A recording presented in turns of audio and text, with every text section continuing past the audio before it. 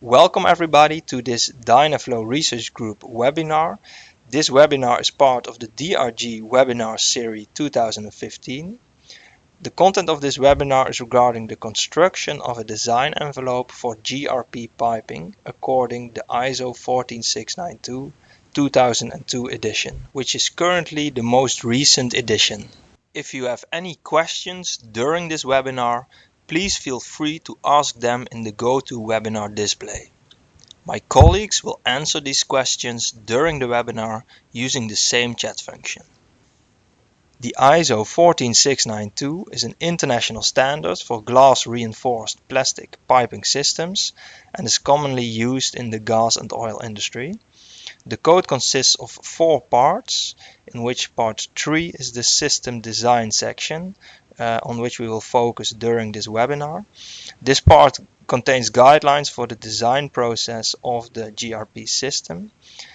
An integral part of this process is the construction of the design stress envelope for the wall material to be used during the stress analysis of the GRP system. The webinar goal is to provide an overview of the guidelines to obtain the stress envelope according this code.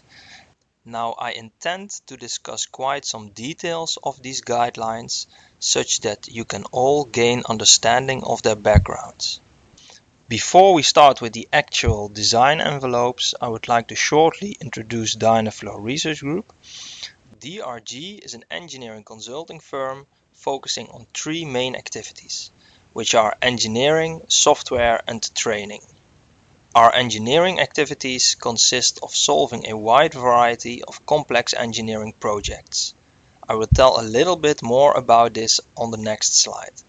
We also develop engineering software, such as the software package BOSS Fluids, which is used for analysis of fluid transients. And finally, we focus on knowledge sharing through trainings, conferences, lectures. Also, this webinar is part of this knowledge exchange. Our engineering consulting activities focus on 5 services, of which fiberglass piping is one of the main focal points. Examples of projects are stress analysis. This can be either static or dynamic, reviews, inspections, and also failure analysis.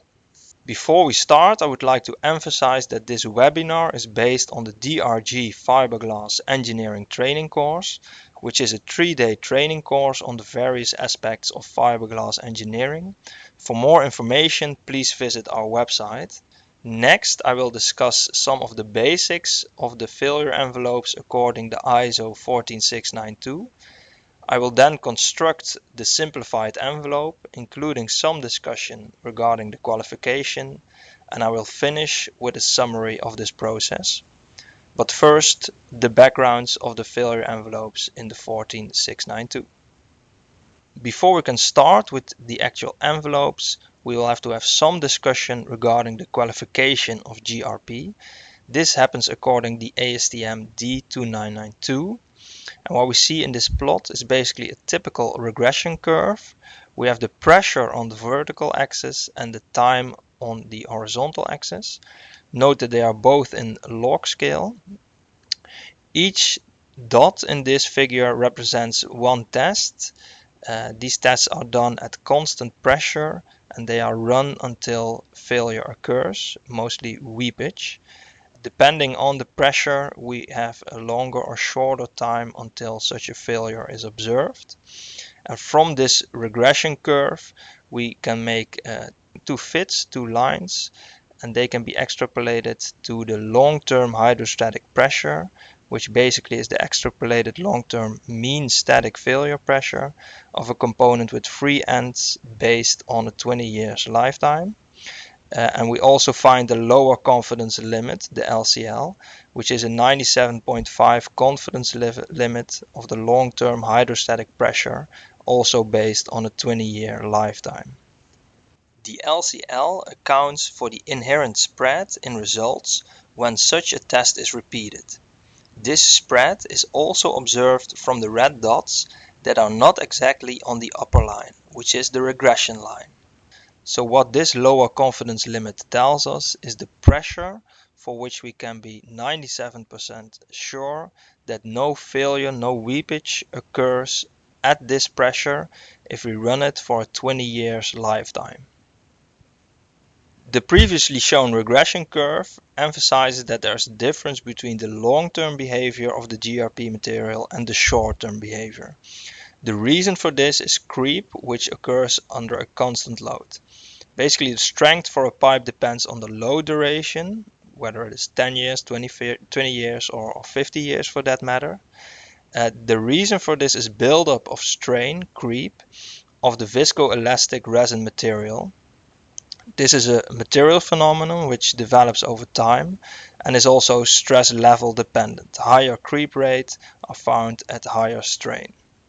Note that the pipe is limited by an ultimate strain. The failure is strain governed. The foregoing should not be confused with degradation of material properties, since the ultimate tensile strength does not reduce. Basically what this says is that if you would apply a constant load over time, then your allowable reduces. However, if you would have a pipe for say 20 years and would then do a burst test, then the result of this burst test would be similar with a burst test done right after production. So the ultimate tensile strength does not reduce over time. But if you apply a constant load for a long duration, then strain starts to build up. Okay, so then what do the actual envelopes look like? The ISO code provides two methods to construct the stress envelopes, which are the fully measured envelope and the simplified envelope. For the remainder of this webinar, I will focus on the simplified envelope. Basically, the difference is one additional measurement point. So then what do we see in this image? First, we have a curved line and then several straight lines in this curved line. The curved line is the actual failure envelope, which I will discuss in the next slide. And then we have the straight lines, one sloped, one vertical, which basically approach the actual failure envelope, the curved line, and which is reduced by several factors, which we will be discussing later in this presentation, step by step. Regarding the shape of the failure envelope, we see that the actual allowable stress depends on the hoop stress, which is caused by interactions between the fiber and resin matrix. We see that the actual shape of the failure envelope differs between products depending on the manufacturing process, the winding angle, glass resin ratio, and curing temperature and curing rate, and of course also the type of resin material. The failure represented by the failure envelope in the ISO code was obtained from the worldwide failure exercise, which was a famous experiment initiated by Soden in 1998. During this exercise, basically all parties involved provided their strength data of the GRP materials, and from this a plot was made including all the data. Now a lot of differences were found between the theories and the actual experimental results, but from this experiment the best fit was obtained, and this was used as a basis for the ISO code failure envelope. Now for those who are interested in knowing more about this experiment, I recommend to look up the associated literature, since there's quite a lot written about it. Summarizing some of the features of the stress envelopes in the ISO code, we see that since we are working with an anisotropic material, the actual allowable stress is a function of the hoop stress. Slide 12. Summarizing some of the important features of the stress envelopes in the ISO, we see that since we are working with an anisotropic material, the allowable axial stress is a function of the hoop stress. The shape of the actual failure envelope, the curved line, is approached by two lines, which are shown in red on this slide. One is sloped and one is vertical. Differentiation is made between the short-term and the long-term envelope. And it should also be noted that in the current code edition, only the first quadrant is covered. Now note that in the coming editions also the second quadrant will be discussed. The second quadrant is below the horizontal axis where the axial stresses are negative. For buried piping, this quadrant is relevant since in this situation high compressive stresses can develop. Next, we will focus on the actual steps which have to be done to obtain a simplified stress envelope. Okay, so obviously we start with the axial stress on the vertical axis and the hoop stress on the horizontal axis. Now we can always plot the stress coordinates due to pressure in there according to the 2-to-1 ratio. So first, burst tests have to be done and included in the plot. The results of the burst test provide the first short-term data point for the short-term envelope. From the burst test, we obtain the short-term hoop strength, SSH 2-to-1, and obviously there's a ratio of 2-to-1 with respect to the coordinate on the vertical axis. Next, axial tensile tests have to be performed and included in the plot. The ISO provides two methods to perform these tests related to the ASTM D2105, and these axial tensile test results provide the second data point for the short-term stress envelope, and from it the value SSA 0-to-1 is obtained, which is the short-term axial strength. We are now in the position that we can determine the biaxial stress ratio R, which is the ratio between sigma SA 0-to-1 and sigma SA 2-to-1. Basically, this biaxial stress ratio defines the slope of the top line of the stress envelope. So now the short-term envelope is finished, and this envelope is defined by the short-term hoop strength and the short-term axial strength. Basically, due to the regression testing, we know the position of the long-term stress envelope since we know the lower confidence limit. Now, since the slopes of both top lines are similar, from the short-term envelope we can deduce the sigma AL 0-to-1 value, and thereby the long-term stress envelope is also defined. Note that the long-term envelope plotted here is quite pessimistic, which is simply done to make room in the figure. In most cases, a long-term to short-term ratio of 2 is more realistic. So summarizing, we need the short-term stress envelope to deduce the slope and shape of the actual envelope, and we need regression testing to know the position of the long-term envelope. From the long-term envelope, the design envelopes will be defined, but first we will have a short discussion of the qualification of these envelopes. Previously, I discussed the regression behavior of the material strength, the GRP material strength, between the short-term and long-term duration. Now, this is typically measured on a sample set, which represents the manufacturing process. However, this is often done only once since it is quite expensive. So to make sure that the product manufactured for a certain project is consistent with the regression curve, it has to be qualified. And to do this, a 1000-hour survival test is defined in the ISO code. This survival test is basically meant to verify that the manufactured product is consistent with the earlier measured regression line. Note that it is not meant to actually obtain the strength data. It is only defined as a verification. Now, in order to perform a 1000-hour survival test, a test pool has to be made available, which includes all the product sector representatives. It is then tested for 1000 hours, around 42 days, at a constant pressure and a constant temperature, which is the operating temperature.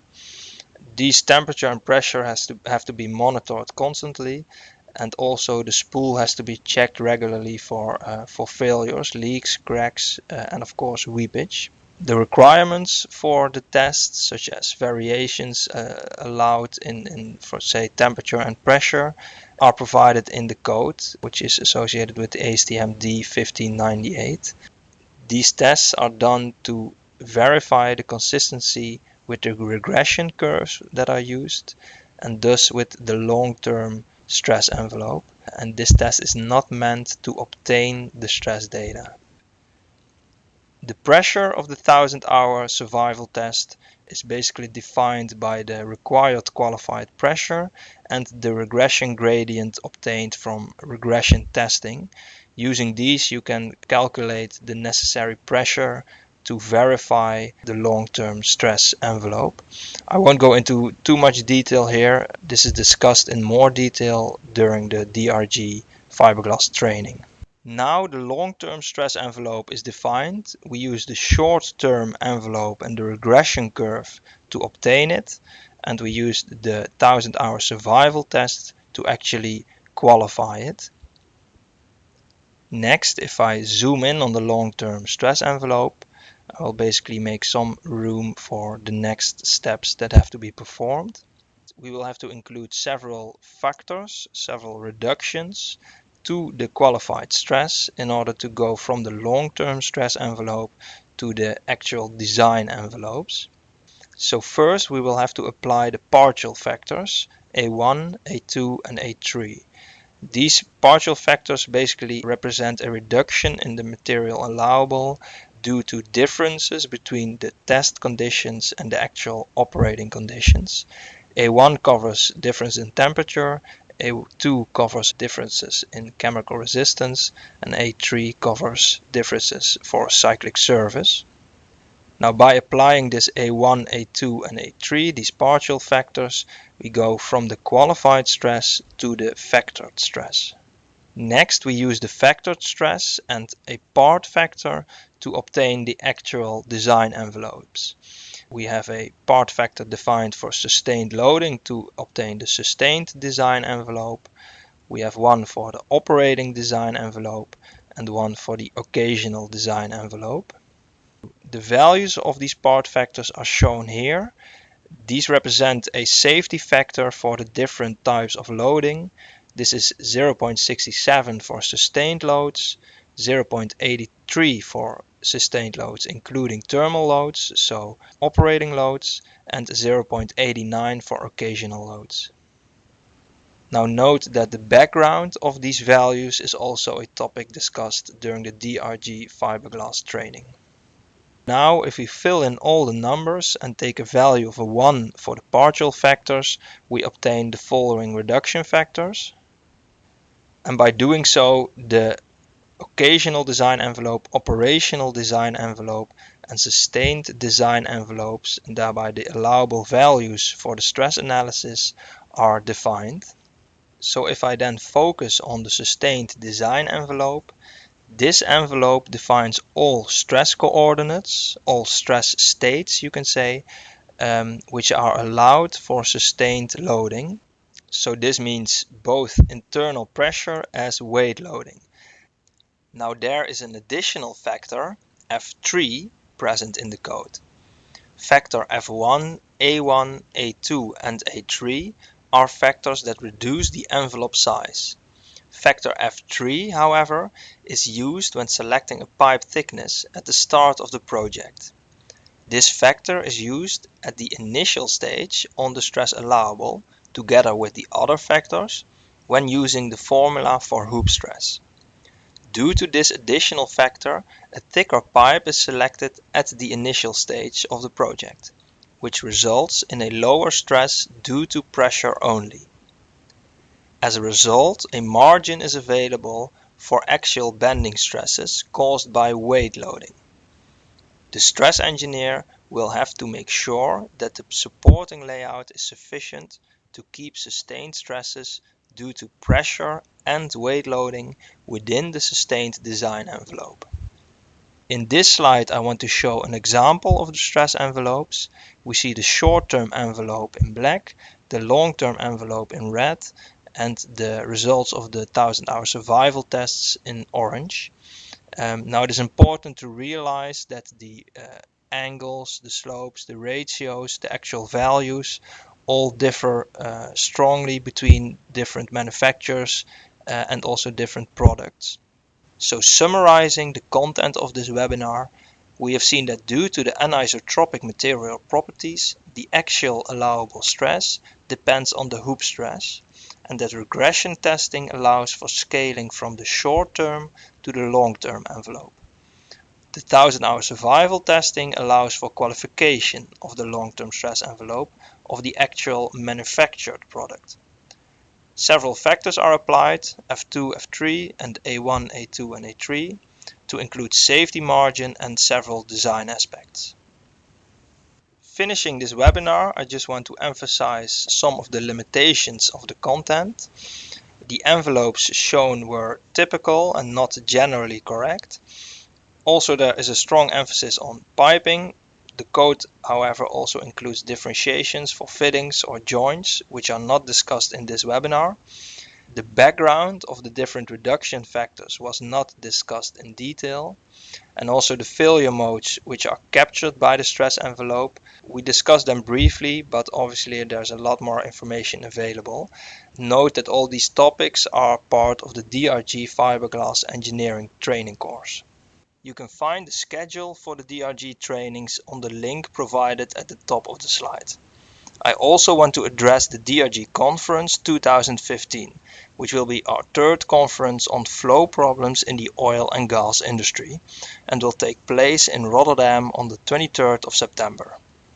Note that this is combined with a free one-day training session of the software package BOS Fluids.